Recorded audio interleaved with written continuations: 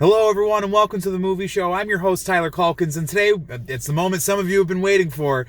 I'm going to be doing a review of Bombshell. I know I'm a little late. It came out on Christmas, so I'm definitely behind, but I just got out of it. And this is going to be a non-spoiler review, so if you haven't seen the movie, no worries, stick around. We're not diving into details. It's just going to be a nice little calm, quiet, simple conversation about Bombshell, all surface. And let me tell you, this movie is not all surface. This movie really is deep. It's deep on a lot of different levels, and it's grating, and I would call this Awkward the movie.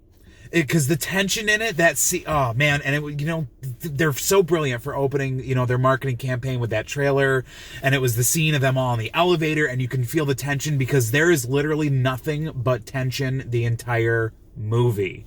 It is tense, but you're put in these situations, and it's these awkward situations where you're like, oh my God, and it's not just like sexual harassment awkward situations, it's awkward situations around for everybody.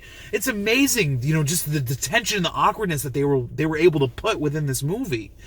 The cast is just phenomenal, and they're exactly what you would expect them to be. Oh my God, this movie was so good. You got Margot Robbie playing a reporter, and she's trying to build her way up, and then you've got really the heavy hitters here. But I don't want to dismiss Margot Robbie either, because Margot Robbie gives an incredibly emotional and it's amazing, because I think she's like 30. I think she's like in her early 30s, but she gives a very young, plucky, 20-year-old attitude that totally comes through, and you feel like her naiveness, and you're like, oh God, girl, be careful. You know what I mean? Be careful in this big city that you're in, because holy cow. But you've really got the heavy hitters in that movie, which is Nicole Kidman playing Gretchen Carlson, because she is phenomenal. And then you've got Charlize Theron playing Megyn Kelly, and from the trailers we all knew it was good, and she does not disappoint in this movie. Before we get to her, let's backtrack a little bit back to Nicole Kidman. Nicole Kidman's role is a little bit smaller in this movie. I think it's just a function of the role that Gretchen Carlson plays throughout this story, but she still does a fantastic job. Nicole Kidman is just a wonderful actress. She's incredibly talented, Academy Award winner as she should be. She's just a really good actress. She does a really good job bringing that innocence and that life from Gretchen Carlson to the screen. But at the same time, I feel bad for none of these people.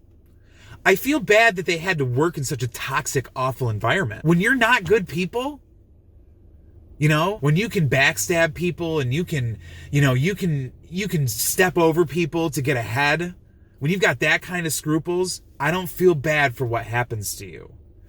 So there's sympathy that comes along for these characters, but at the same time, you don't feel bad for them. Charlize Theron as Megyn Kelly, it's transformational. You literally, I would almost akin it to Christian Bale in Vice. Like, Christian Bale sunk in to being Dick Cheney. You didn't even see Christian Bale anymore. You do not see Charlize Theron in this movie.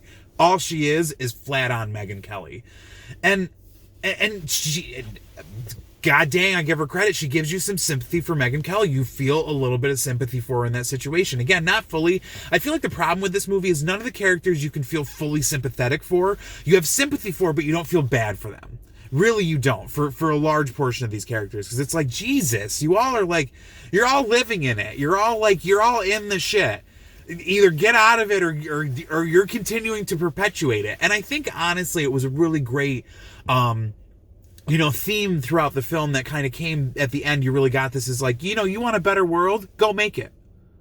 Go make it. Don't just sit in the shit. Don't just sit in the garbage and think oh, this is going to be okay. Make the better world that you want to be in. Go create it. No one's going to make it for you. So I thought it was really good. And also, make that better world for yourself, because the other people who want the world to be that way, the way that maybe you don't want, or this way, the way that you don't want, they're going to keep fighting for the way they want the world. So what are you going to do about it? I think it's a really phenomenal movie. I hope that, because it's not just that trio. It's not just Margot Robbie and Nicole Kidman and Charlize Theron. It's all these kind of side actors that do this amazing job of filling in these side roles. You get little I would almost call them Fox News celebrity cameos, where the actor who they got to play Bill O'Reilly, holy cow. The actor was phenomenal. Just in his look, just in his face, you're like, damn, that looks like Bill O'Reilly. So, and the person they got to play Judge Janine, a lot of good stuff there. Just a lot of really good little side actor cameos that were phenomenal. Allison Janney's in this. She's phenomenal. Roger Ailes is played by John Lithgow, and he is gross and creepy, but he's smart too, which is like so frustrating because he's incredibly intelligent. You can't deny the man's intelligence. He might be a little paranoid, and he's a total scumbag, but he is smart too, and that's what's so frustrating about not just like, his character throughout the movie, but Roger Ailes as a figure in history. Where I think this movie might have some fallback and some detriment, and I think where some people are kind of a little turned off by the whole thing, is it is very, to some extent, political. Not full on. It's not like but when you're dealing with Fox News, you're dealing with political. There's no two ways around that. And sadly, when you're dealing with cable news, period, you're dealing with political. And that's just a piece of it. But ultimately, if you're not someone who really digs Fox News, like for instance, I showed my mother this trailer and I was like, oh yeah, I'm super excited to see this. She was like, I would never watch that movie. I have no interest in seeing that. So I think for some people, this isn't going to work for them. I don't think this is going to be their movie. But for me, I'm a political guy. I like news drama. So I was all in. I was all in on it. The cast was phenomenal. The writing was great.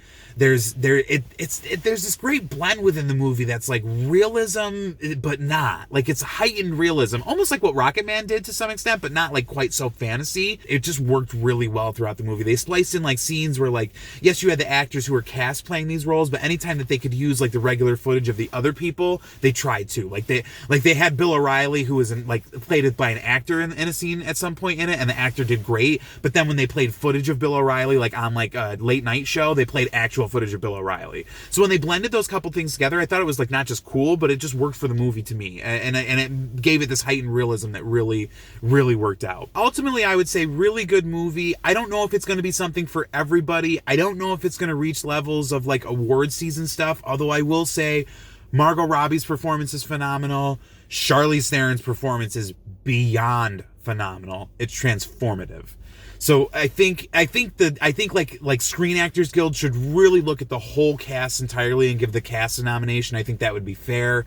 As far as like the Oscars, I just don't know how much this movie's going to appeal to them, again, with its political nature. I don't know if it's for everybody, but it does have some powerful elements, and the Me Too movement's very strong within the film. Ultimately, really good movie, again, not going to be for everybody, not going to be for families to go see. But if you're into political stuff, if you're into that kind of thing, this movie's really going to work for you. And if you're not into politics, you might want to avoid it or wait for streaming. But again, there's some really good performances in it and a really good story throughout. So what are your thoughts? Are you excited going into the movie? Is it a little too political and you're staying away from it? Go ahead, comment down below. Don't forget to hit that like button, hit the subscribe button, ring the bell all the way to the top. That way you don't miss any of my new content. As always, thank you for watching. We'll see you soon.